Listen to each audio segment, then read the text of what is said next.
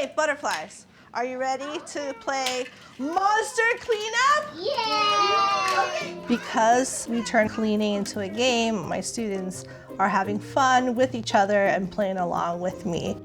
It's them taking a leadership role of cleaning up and taking care of our classroom and our classroom materials. Oh, and you want to help me build something, Lila? They're not really cool special pieces in here. Monster Cleanup is a great way for kids to play while doing a task. The teacher gets to pretend to be a monster. What's happening over there? We're playing. You're playing? You're not cleaning? The first thing I do is I tell them a story. Guess what? I'm the cleanup monster. And you know what I love? A messy room. So don't clean up for me. I'm just gonna take a nap, okay? Do not clean up.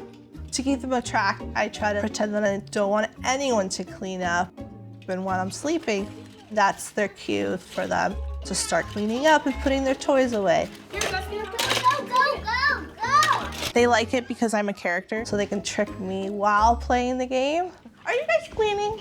No, we're playing hide stuff in the bin, I told you! Oh! This pattern repeats itself until the room is clean and they are totally triumphant. They get to be the good guys and be the cleaner-upper heroes. The joy of outsmarting a villain is so real and so victorious that the kids are getting practice being good and cleaning up through play, which is their love language.